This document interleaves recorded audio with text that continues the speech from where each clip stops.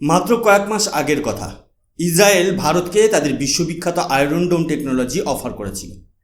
আর আজ সময়ের চাকা এমনভাবে ঘুরছে যে সেই ইসরায়েলই আজ ভারতের দরজায় কড়া নাড়ছে। ইসরায়েলের সবচেয়ে বড় defence company Rafael advance defence systems এখন ভারতের কাছে সাহায্য চাইছে তাদের সবচেয়ে গুরুত্বপূর্ণ তামির ইন্টারসেপ্টর মিসাইল তৈরি করার জন্য। হ্যাঁ, ঠিকই শুনেছেন, যে দেশ সারা বিশ্বকে অত্যাধুনিক অস্ত্র বিক্রি করে তারা আজ ভারতের মুখাপেক্ষী। নমস্কার, আমি সুশোভন, আর আপনারা দেখছেন আপনাদের প্রিয় চ্যানেল অদ্ভুত অথচ বাস্তব। আজকের সবথেকে বড় জিওপলিটিক্যাল নিউজ হলো এটাই, দীর্ঘদিনের বন্ধু ইসরায়েল আজ চরম সংকটে পড়ে ভারতের দ্বারস্থ হয়েছে। তারা চাইছে ভারতের মাটিতে ভারতের দক্ষ কারিগরদের দিয়ে তাদের সবথেকে ভরসাযোগ্য মিসাইল তৈরি করতে। একজন সাধারণ ভারতীয় হিসেবে এই খবরটা শোনার পর গর্ব হওয়াটা অত্যন্ত স্বাভাবিক, কিন্তু জিওপলিটিক্সে আবেগের কোনো জায়গা নেই। এখানে যা থাকে তা হলো নিটল বাস্তব আর স্বার্থ। চলুন প্রথমেই দেখে নিই আন্তর্জাতিক মিডিয়া এই বিষয়টিকে কিভাবে কভার করছে। আপনারা স্ক্রিনে এখন যে বিখ্যাত নিউজ আর্টিকেলটির হেডলাইন দেখতে পাচ্ছেন, এখানে পরিষ্কার লেখা আছে, Israel's Rafael explore India defence partnership for Iron Dome Tamir missiles to meet domestic demand and export orders. অর্থাৎ ইসরায়েলের রাফায়েল কোম্পানি আয়রন ডোমের তামির মিসাইল তৈরি করার জন্য ভারতের ডিফেন্স সেক্টরের সঙ্গে পার্টনারশিপ খুঁজছে। এবার এই দ্বিতীয় আর্টিকেলের হেডলাইনটির দিকে লক্ষ্য করুন। এখানে বলা হচ্ছে, Rafael in talks with Indian firms to manufacture iron domes Tamir interceptor for global market. এর মানে হলো বিশ্বজুড়ে ইন্টারসেপ্টর মিসাইলের ব্যাপক ঘাটতি দেখা দিয়েছে, আর সেই ঘাটতি মেটাতেই ইসরায়েল বাধ্য হয়ে ভারতের একটি ম্যানুফ্যাকচারিং বেস বা উৎপাদন কেন্দ্র তৈরি করতে চাইছে। এখন এই সব খবরগুলো দেখার পর আপনাদের মনে নিশ্চয়ই বেশ কিছু প্রশ্ন জাগছে। প্রথমত, ইসরায়েল যারা ডিফেন্স টেকনোলজিতে এত বেশি উন্নত, তারা হঠাৎ বিশ্বের অন্য কোনো দেশকে বাদ দিয়ে ভারতের কাছে কেন এলো? এই তামির মিসাইল বা আয়রন ডোম আসলে কি, আর কেনই বা যুদ্ধের ময়দানে এটা এত গুরুত্বপূর্ণ? আর সবচেয়ে বড় কথা, এই চুক্তির আড়ালে ভারতের অর্থাৎ আমাদের দেশের কি ফায়দা হতে চলেছে? আজকের এই সম্পূর্ণ অ্যানালিসিসে আমরা ঠিক এই বিষয়গুলোই সহজ ও সরল ভাষায় বোঝার চেষ্টা করব। বিষয়টা গভীরে বোঝার আগে আমাদের জানতে হবে এই তামির মিসাইল জিনিসটা আসলে কি। আপনারা টেলিভিশনের স্ক্রিনে যে আয়রন ডোমের ফায়ার করার সিস্টেম দেখেন, তার ভেতর থেকে যে মিসাইলটা আগুনের গোলা হয়ে বেরিয়ে যায়, আকাশে থাকা শত্রু রকেটকে ধ্বংস করে, সেটাই হলো তামির মিসাইল। এটি মূলত আয়রন ডোম সিস্টেমের মেরুদণ্ড। এর কাজ করার পদ্ধতিটা খুব সাধারণ কিন্তু অত্যন্ত কার্যকরী। আয়রন ডোম সিস্টেমের নিচে একটা শক্তিশালী রেডার সিস্টেম বসানো থাকে। যখনই আকাশপথে এই এরিয়াল থ্রেট হিসেবে কোনো রকেট, ড্রোন বা আর্টিলারি শেল ধেয়ে আসে, এই রেডার সেটাকে সঙ্গে সঙ্গে ডিটেক্ট করে। এরপর রেডার সিগন্যাল পাঠায় কন্ট্রোল সেন্টারে। কন্ট্রোল সেন্টার হিসেব করে দেখে যে ওই রকেটটা ঠিক কোথায় গিয়ে পড়বে।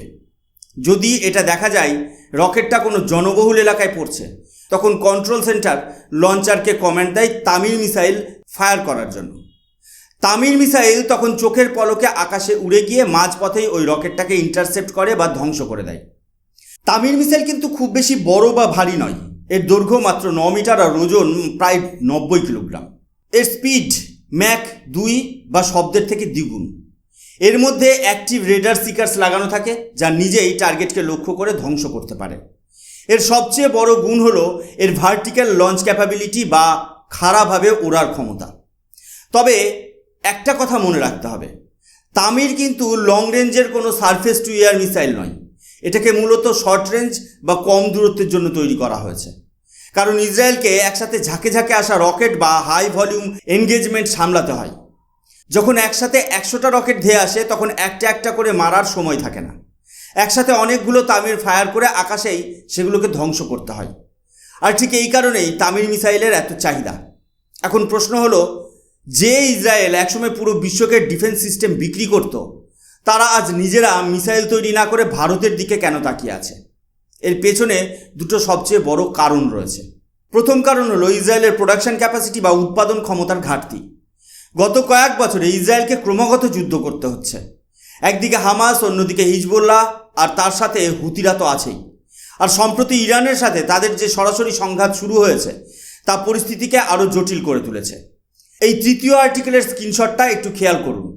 এর হেডলাইনে বলা হচ্ছে Israel running critically low on missile interceptor amid war with Iran. অর্থাৎ এই চতুর্মুখী যুদ্ধের কারণে ইসরায়েলের আয়রন ডোম মিসাইলের কস্ট বা ভান্ডার প্রায় শেষ হয়ে আসছে। প্রতিদিন শত শত রকেট আর ড্রোন হামলা প্রতিহত করতে গিয়ে ইসরায়েলকে হাজার হাজার তামির মিসাইল ফায়ার করতে হচ্ছে। রিপোর্ট বলছে ইসরায়েলের নিজস্ব যে কারখানাগুলো আছে তারা দিনরাত এক করে কাজ করেও এত পরিমাণ মিসাইল তৈরি করতে পারছে না। তাদের প্রোডাকশন লাইন ওভারলোড হয়ে গেছে। এই মুহূর্তে তাদের এমন একটা দেশ দরকার যারা খুব দ্রুত এবং বিপুল পরিমাণে এই মিসাইলগুলো তৈরি করে তাদের হাতে তুলে দিতে পারবে। দ্বিতীয় কারণ হলো গ্লোবাল এক্সপোর্ট ডিমান্ড।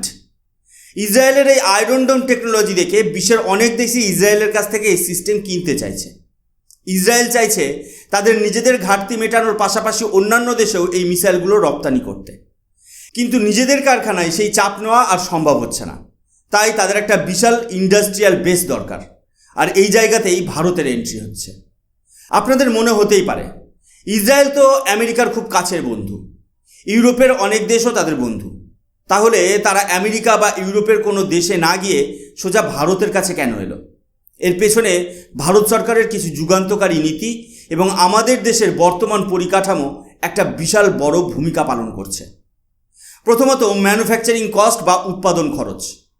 আমেরিকা বা ইউরোপে একটা তামির মিসাইল তৈরি করতে যা খরচ হবে, ভারতে তার থেকে কয়েক গুণ কম খরচে সেই একই মানের মিসাইল তৈরি করা সম্ভব। ভারত সরকার গত কয়েক বছরে মেক ইন ইন্ডিয়া উদ্যোগের মাধ্যমে দেশের মাটিতে কারখানা তৈরিতে যে পরিমাণ সুবিধা দিচ্ছে তা গোটা বিশ্বের নজর কেড়েছে। দ্বিতীয়ত আমাদের স্কিলড ওয়ার্কফোর্স। ডিফেন্স সেক্টরে কাজ করার জন্য যেমন উচ্চমানের ইঞ্জিনিয়ার দরকার, তেমন রকেট মোটরস, ইলেকট্রনিক্স, সিঙ্কার্স বা কম্পোজিট স্ট্রাকচার নিয়ে কাজ করার দক্ষতা দরকার। ভারতের কাছে আজ সেই ট্যালেন্টের কোনো অভাব নেই। এবার এই 4 নম্বর নিউজ আর্টিকেলের হেডলাইনটা দেখুন। এখানে বলা হচ্ছে Kalyani group open missile faking unit with Israel's Rafael. এর মানে কি? এর মানে হলো ভারতের বিখ্যাত কল্যাণী গ্রুপ এবং ইসরায়েলের এই রাফায়েল কোম্পানির মধ্যে ইতিমধ্যেই একটি জয়েন্ট ভেঞ্চার বা যৌথ উদ্যোগ রয়েছে, যার নাম ক্রাস। এরা ইতিমধ্যেই ভারতের মাটিতে বসে ইন্ডিয়ান ফোর্সের জন্য ব্যারাক 8 মিসাইলের বিভিন্ন পার্টস তৈরি করছে। হায়দ্রাবাদে এদের অত্যাধুনিক ম্যানুফ্যাকচারিং ফেসিলিটি রয়েছে। রাফায়েল খুব ভালো করেই জানে যে ভারতের কল্যাণী গ্রুপের সেই সক্ষমতা আছে যা দিয়ে তারা রাতারাতি তামির মিসাইলের বিশাল প্রোডাকশন লাইন তৈরি করে ফেলতে পারবে। নতুন করে অন্য কোনো দেশের সাথে চুক্তি করার থেকে ভারতের পুরনো এবং বিশ্বস্ত পার্টনারদের সাথে কাজ করাটা ইসরায়েলের জন্য অনেক বেশি লাভজনক।